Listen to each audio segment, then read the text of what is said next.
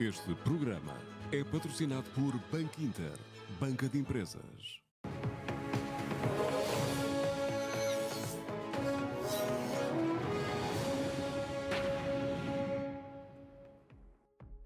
Muito bom dia, bem-vindos ao Negócios. O custo do novo aeroporto de Lisboa poderá chegar aos 10 mil milhões de euros. A ANA deu ontem o pontapé de saída com a entrega do relatório inicial. O Governo vai agora analisar a proposta, mas diz que o valor da obra é substancialmente superior ao estimado. Ainda assim, prevê um impacto limitado nas contas públicas. A ANA, que em 2012 conquistou a concessão dos aeroportos nacionais, já apresentou a proposta para o novo aeroporto de Lisboa. O documento aponta para que o custo total varia entre os 8 mil milhões de euros e um máximo que pode chegar à fasquia dos 10 mil milhões. O valor da obra fica assim bastante acima daquele que tinha sido estimado pela Comissão Técnica Independente. A Presidente Maria do Rosário Partidário apontou na altura para um valor em torno dos 6,1 mil milhões de euros, que resultava de uma verba de mais de 3 mil milhões para a primeira pista e de quase 3 mil milhões para a segunda. Os encargos previstos pela ANA para a construção do novo aeroporto, assim como as restantes questões associadas à infraestrutura, vão ainda ser analisadas pelo Governo. José Luís Arnaud, chairman da ANA, assume estar muito otimista quanto ao desfecho do processo, ou seja, acredita que a empresa detida pelos franceses da Vinci será convidada a avançar com a obra. Pouco mais de um mês depois de o Ministro das Infraestruturas ter afirmado no Parlamento que o novo aeroporto não iria custar nem um euro para os contribuintes, o Ministro das Finanças, Joaquim Miranda Sarmento, já fala num encargo que seja o mais limitado possível. Este é um projeto que nós procuraremos desenvolver optimizando aquilo que é o interesse público, procurando naturalmente que os encargos para o Orçamento de Estado sejam o mais limitados possíveis, se possível até sem qualquer impacto para os contribuintes, com financiamento totalmente privado. Mas não é assim tão simples que pelo menos parte dos custos não sejam suportados por dinheiros públicos. Os encargos para o Estado podem não ser resultantes da obra do aeroporto em si, mas antes de obras acessórias, embora essenciais, ao funcionamento da infraestrutura, nomeadamente no que toca às acessibilidades. Os custos vão também depender das negociações entre a ANA e o Governo no que toca a contrapartidas pela construção deste aeroporto, nomeadamente o aumento do valor das taxas aeroportuárias ou mesmo a revisão do prazo da concessão, em que restam 38 dos 50 anos iniciais. O Governo tem agora 30 dias para analisar o relatório e confirmar à ANA se pretende que a empresa prepare a candidatura ao novo aeroporto de Lisboa.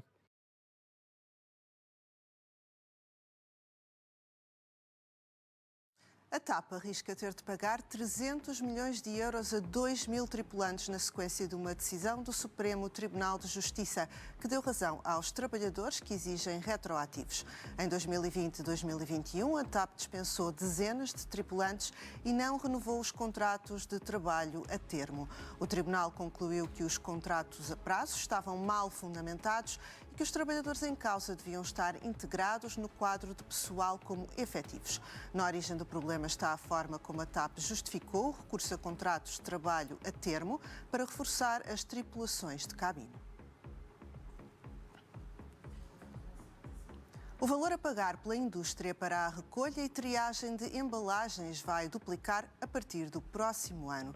No total, esta atualização das taxas aumenta em 115 milhões de euros os valores destinados ao financiamento dos custos do sistema de gestão de resíduos de embalagens. A indústria já se manifestou contra este aumento, dizendo que é ilegal e pede ao Governo que revogue o despacho onde o montante é atualizado. As novas regras entram em vigor a 1 de janeiro.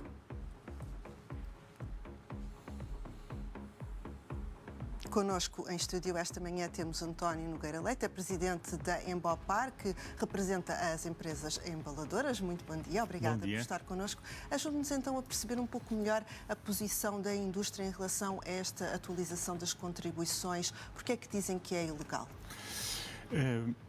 Bom dia. Em primeiro ponto, nós sabemos e achamos, e estamos perfeitamente disponível para um aumento substancial destas contribuições. Elas foram, ao contrário do que se tem dito, atualizadas desde 2017 até agora, mas apenas incorporando o valor da inflação.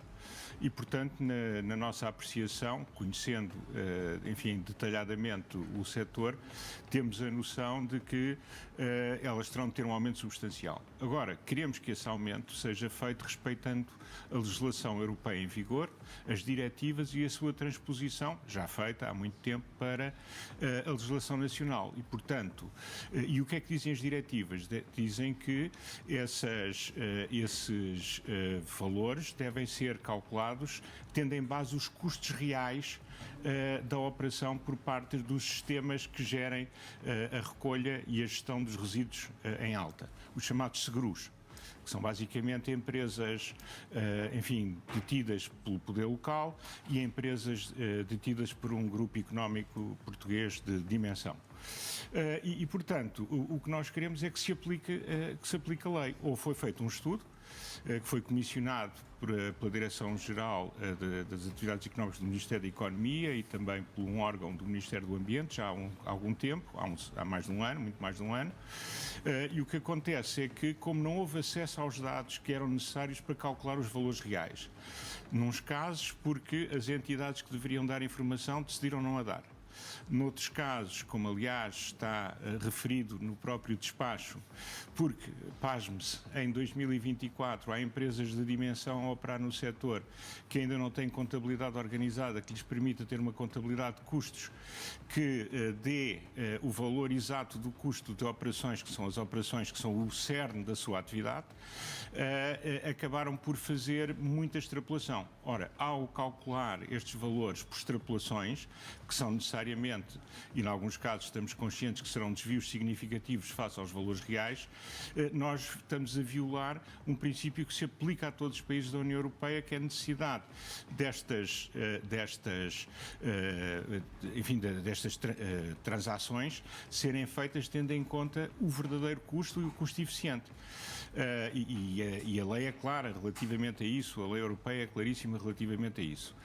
Por outro lado, achamos que é uma questão de eficiência, porque todo este sistema vai ter objetivos muito maiores no futuro. E nós não vale a pena estarmos a financiar ineficiências ao longo de todo o sistema, sejam as empresas, sejam estes operadores, sejam as autarquias, seja quem for. É muito importante que o sistema se torne mais concorrencial do que tem sido, por um lado, e por outro lado que seja um sistema transparente, porque senão todos nós, no fim do dia, a sociedade portuguesa vai pagar muito mais por uma coisa, algo que as empresas concordam que é essencial, que o poder político concorda que é essencial e que nós, consumidores, como cidadãos, também achamos que é essencial. E, portanto, aqui essencialmente é ter a noção de que é muito importante ter um sistema de informação que garanta a transparência. Aliás, isto nota-se porque houve várias versões do despacho que foram fornecidas às partes interessadas, entre as quais as organizações da indústria.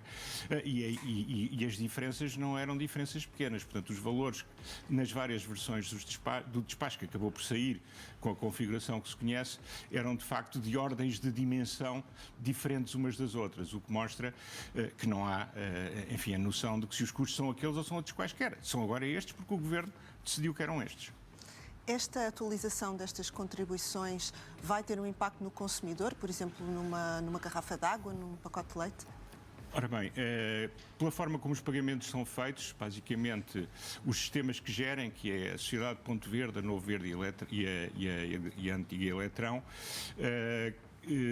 pagam à tonelada e, portanto, é difícil depois transpor tonelada por materiais, é difícil depois transpor isto exatamente por cada uma das embalagens. E depois depende também da política de marketing, da política de pricing das empresas. As empresas podem acomodar parte deste aumento, podem repassar parte deste aumento, podem repassar todo. Eu diria que ao nível de cada embalagem estamos a falar de cêntimos.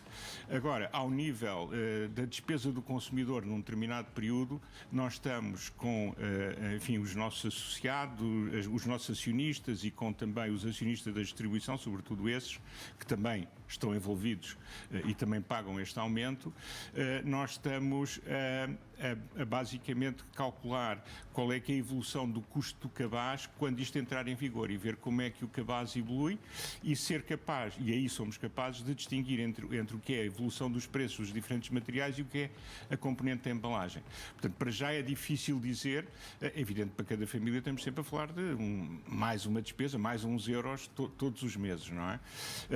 Agora, o que tem um problema é que, como todas as coisas que incidem sobre o consumo e como isto afeta todos os bens de primeira necessidade, ou muitos dos bens de primeira necessidade, todos os que tenham qualquer espécie de embalagem, o que significa que acaba por ser sempre regressivo.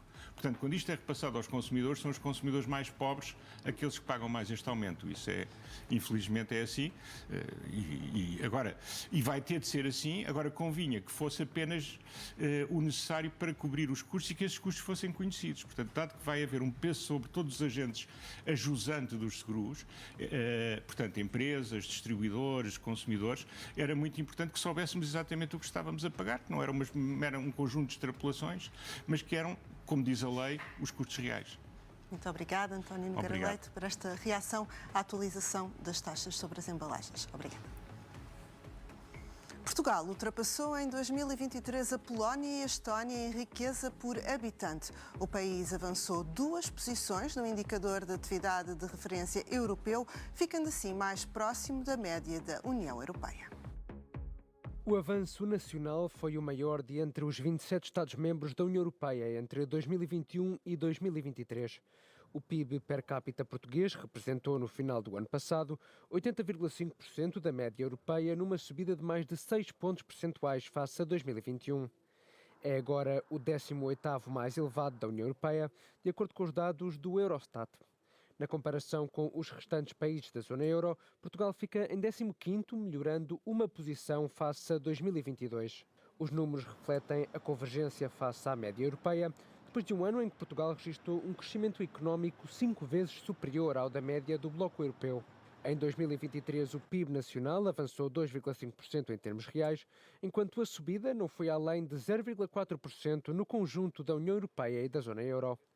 O Eurostat indica que, além de Portugal, outros 11 países conseguiram avanços nos últimos 3 anos. A maior subida foi de Portugal, seguida por Espanha, Roménia e também a Croácia. Em sentido oposto, Luxemburgo, Irlanda, Dinamarca e Suécia tiveram as maiores quedas entre 2021 e 2023. Mas se Portugal se distingue na melhoria da riqueza por habitante, por outro lado recuou naquele que é considerado o melhor indicador de bem-estar relativo, a despesa de consumo individual per capita, também expressa em função dos preços médios da União Europeia. Em 2023, os gastos do consumo relativo das famílias residentes passaram a 85% da média, descendo 0,3 pontos percentuais face ao ano anterior. Ainda assim, ficaram acima dos níveis de 2021. Portugal caiu assim da 17ª melhor posição do bloco para a 18ª. A Receita Fiscal ultrapassou em outubro o objetivo inicial para 2024. Já a execução de IRC está nos 97%. A análise técnica de apoio orçamental da UTAU mostra que nos primeiros 10 meses de 2024 já foi cumprido o objetivo inicial de crescimento de receita fiscal e contributiva. O anterior governo esperava arrecadar mais 2,6 mil milhões de euros em receita fiscal e contributiva até ao final deste ano, mas nos primeiros 10 meses de 2024 não só foi cumprido esse objetivo inicial, como foi superado em quase 1,7 mil milhões de euros. Olhando para os impostos diretos e indiretos, o IRC ficou muito perto de bater o objetivo de execução anual. De acordo com a UTAU, nos primeiros 10 meses do ano foram arrecadados mais de 7.900 milhões de euros, um valor que corresponde a 97% do total que o anterior governo previa arrecadar no conjunto do ano. Portugal é um dos países que mais multas pagou por não transpor diretivas europeias de forma correta e atempada. Nos últimos 30 anos e até ao final de 2023 foram 10,6 milhões de euros em 3 processos de infração. E este ano Portugal já foi alvo de uma nova multa. Esta é uma das conclusões de um relatório do Tribunal de Contas Europeu sobre os processos de infração conduzidos pela Comissão Europeia. Nos últimos 30 anos, Portugal foi o 5º país mais sancionado pela não transposição de diretivas europeias, porém, esses 10,6 milhões dizem apenas respeito a processos de infração encerrados. E este ano, Portugal recebeu uma nova multa no valor de 2,8 milhões de euros por não ter transposto a tempo a diretiva relativa ao Código Europeu das Comunicações Eletrónicas, que está em vigor desde dezembro de 2018 e deveria ter sido transposto até 2020. Como Estado-membro, Portugal tem a obrigação de tomar todas as medidas legais necessárias para garantir a aplicação do direito europeu a nível nacional. No caso dos regulamentos europeus, há uma aplicação imediata aos 27 países, mas no que toca às diretivas europeias, é necessário que essas sejam transpostas para o direito nacional de forma correta e atempada. Esta semana, a Comissão Europeia abriu 2 novos processos de infração a Portugal por não estar a cumprir as regras no que respeita à subcontratação pública e às portagens. Face a isso, Portugal tem agora 2 meses para fazer alterações à lei antes de Bruxelas remeter o caso para o Tribunal de Justiça da União Europeia. Em conjunto, os Estados-membros pagaram, desde o Tratado de Maastricht em 1992, um total de 259 milhões em processos de infração. França foi o país que pagou o valor mais elevado em multas, superior a 88 milhões de euros, seguida por Espanha, com 80 milhões de euros por 5 processos. A fechar o top 3 está a Grécia, superior a 46 milhões, tendo sido o país-alvo de mais processos na União Europeia. Perto de 300 de vigilantes da Câmara de Lisboa não receberam o subsídio de Natal que devia ter sido pago até ao passado dia 15. A denúncia foi feita pelo sindicato, que indica que os trabalhadores receberam apenas uma pequena parte do valor devido. Em resposta, o sindicato marcou uma concentração e greve para o dia 23.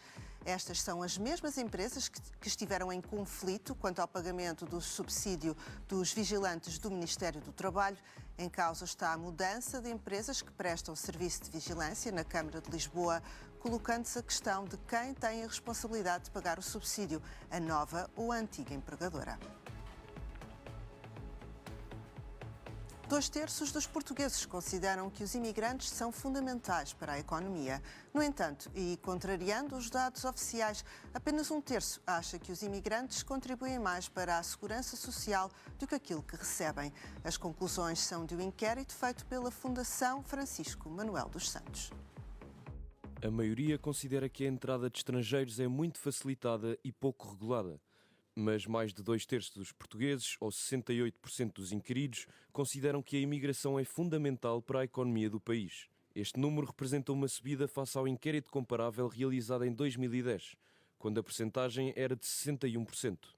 São conclusões do barómetro da Fundação Francisco Manuel dos Santos, realizado entre junho e agosto, com mais de 1000 entrevistas. Contrariando os dados oficiais, o barómetro mostra ainda que apenas 1/3 acha que os imigrantes contribuem mais para a segurança social do que aquilo que recebem, valor que se manteve estável em relação a 2010.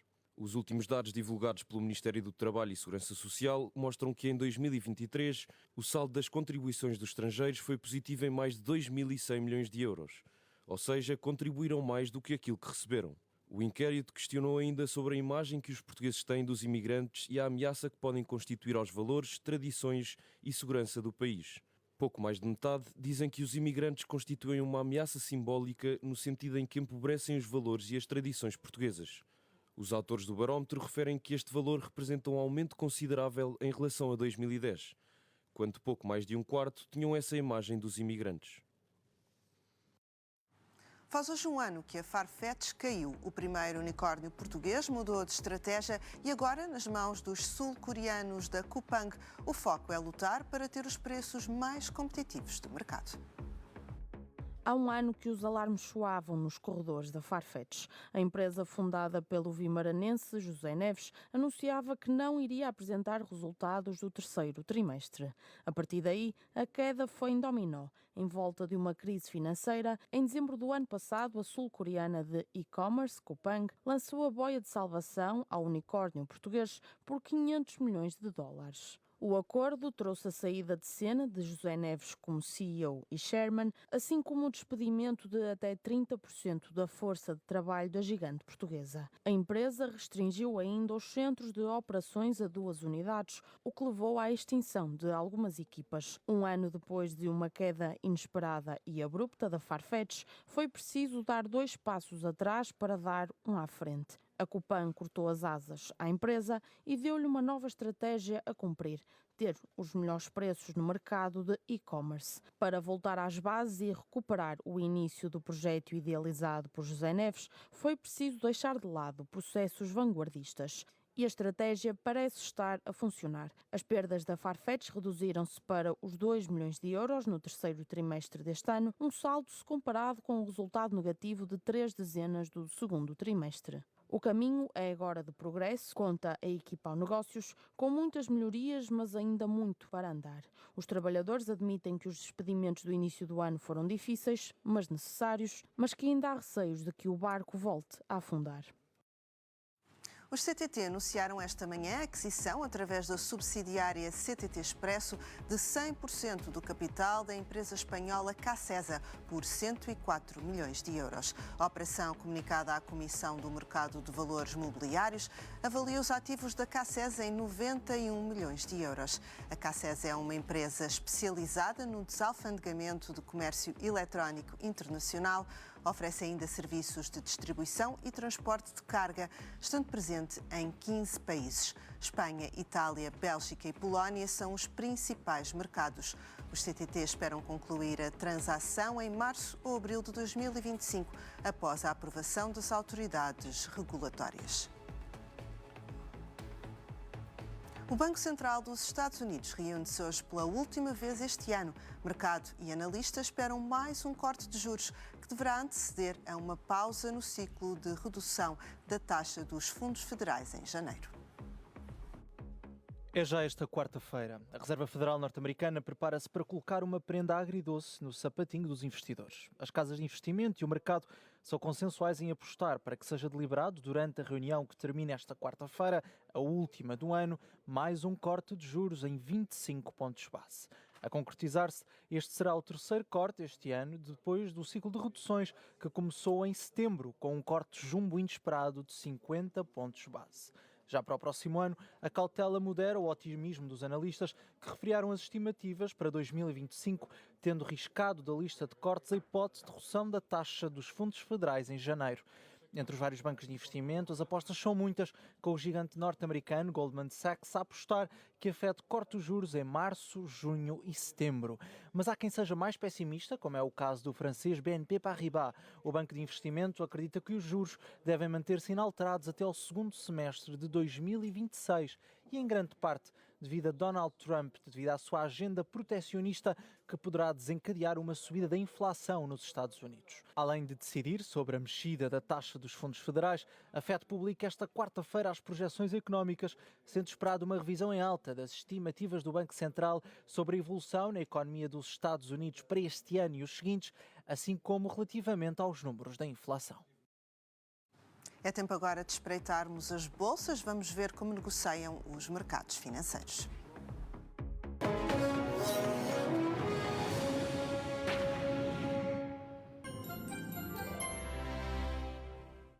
Informação de bolsa. XTB, a app de investimentos.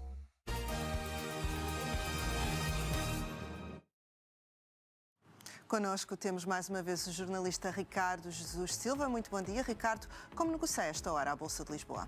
Bom dia, Inês. A Bolsa de Lisboa está a negociar em alta moderada, com as empresas quase igualmente divididas entre ganhos e perdas. A Mota-Engil é a cotada que mais valoriza esta manhã, ao crescer mais de 2%, numa altura em que a construtora nacional tem vindo a ser bastante pressionada pela pressão de short sellers. No acumulado do ano, a Mota-Engil perde mesmo mais de 30% do seu valor em bolsa. Ainda no pódio encontramos o BCP e o CTT. O Banco Português está a valorizar mais de 1% e está a corrigir parcialmente das quedas registadas ontem, num dia em que o Banco de Portugal anunciou um aumento da contribuição dos bancos para o Fundo de Resolução. Já os CTT estão a valorizar perto do 1%, depois da empresa ter anunciado esta madrugada que comprou a espanhola Cacesa por 104 milhões de euros. Ainda do lado dos ganhos, encontramos também a Galp e a EDP Renováveis. A petrolífera está a acompanhar a valorização dos preços do petróleo no mercado internacional, enquanto a EDP Renováveis está a recuperar de mínimos de 4 anos. Do lado das perdas, a EDP continua em trajetória descendente e a Jerónimo Martins valoriza de forma moderada. Há ainda a destacar a queda da REN, que encabeça as perdas do PSI, com esta desvalorização a ser explicada por uma entrada em ex-dividendo por parte da cotada. E o que destacas nos mercados internacionais, Ricardo? Destaca a negociação na Europa, está a negociar em alta ligeira, tal como o PSI, e está a conseguir pôr de parte, de certa forma, a instabilidade política que tem limitado os ganhos do rally de final de ano nas praças europeias. A sessão está claramente a ser marcada por uma antecipação da reunião da Reserva Federal norte-americana. É praticamente certo que o Banco Central norte-americano corta os juros em 25 pontos base, mas os investidores vão estar atentos às pistas que Powell pode dar sobre o futuro da política monetária norte-americana em 2025, principalmente com Trump a dirigir, aliás, o país. Entre as principais movimentações de mercado, existem aqui dois grandes acontecimentos a ter em mente. A Renault está a disparar 6%, com as notícias de uma possível fusão entre a Honda e a Nissan. É de lembrar que a Renault tem uma participação na Nissan de 36%. Muito obrigada, Ricardo Jesus Silva, com o essencial dos mercados financeiros a esta hora. Muito obrigado.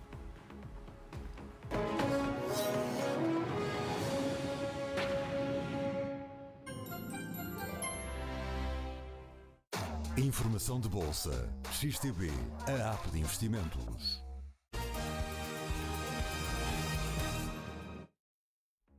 Teresa Anjinho foi eleita provedora da Justiça Europeia. A portuguesa era uma de 6 concorrentes ao cargo. A antiga provedora adjunta de Justiça portuguesa disse ao Now que tem uma enorme vontade de servir a Europa. Foi eleita com 344 votos a favor após 2 rondas de votação e garante que a corrida para o cargo não foi fácil. Foi um desafio e tanto, muito exigente do ponto de vista individual e profissional. 3 meses e meio de campanha e de esforço, depois de um anúncio que foi publicado em agosto e, enfim, estive sempre muito contente. Teresa Anjinho é a nova provedora de Justiça Europeia, uma de 6 concorrentes ao cargo, tendo sido eleita esta terça-feira. A antiga provedora adjunta de Justiça portuguesa comprometeu-se a garantir que a administração da União Europeia adere aos mais elevados padrões de transparência e ética e defende os direitos dos cidadãos europeus. E, obviamente, a minha visão, porque aquilo que foi a votos também foi isso, não foi apenas a Teresa Anjinho, foi a Teresa Anjinho com um programa, que é um programa pró-europeu, pró-transparência e pró-responsabilidade e direitos humanos. A ANAU garantiu estar pronta e motivada para servir a Europa. Uma enorme vontade de servir, que é sempre muito motivador. Motivador não apenas de mim, pessoalmente, mas motivador da equipa. Qualquer equipa precisa, por vezes, deste impulso. E eu estou cheia de vontade de começar. O Presidente da República e o Primeiro-Ministro já congratularam a nova provedora da Justiça Europeia com esta eleição. Teresa Anjinho deverá assumir funções em fevereiro para um mandato com a duração de 5 anos. A primeira reunião dos chefes de Estado e Governo da União Europeia, dirigida por António Costa, vai contar com a presença do presidente ucraniano esta quinta-feira.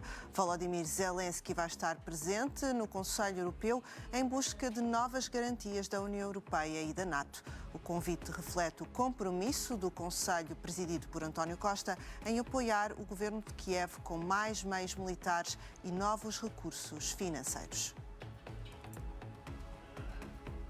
Os fabricantes automóveis japoneses Honda e Nissan estão a estudar uma fusão para enfrentar a Tesla e as marcas chinesas no mercado dos veículos elétricos.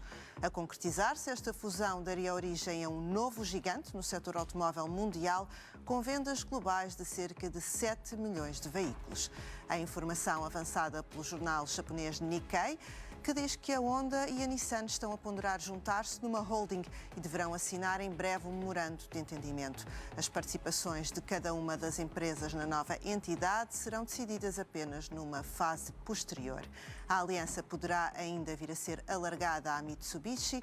Com esta notícia, as ações da Nissan tiveram o maior salto desde 1974 e a fabricante de automóveis encerrou a sessão a disparar mais de 23%.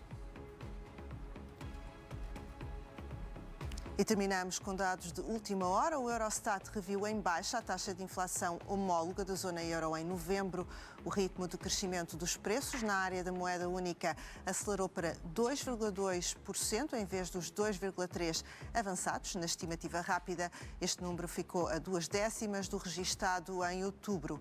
O aumento deve-se sobretudo à subida dos preços dos serviços, como o alojamento e a restauração. Já em Portugal, a taxa de inflação no mês de novembro foi de 2,7%. O Negócios fica por aqui. Nós voltamos amanhã, mas não perca já de seguida o Now Todas as Manhãs com Vânia Mateus. Este programa foi patrocinado por Banco Inter, Banca de Empresas.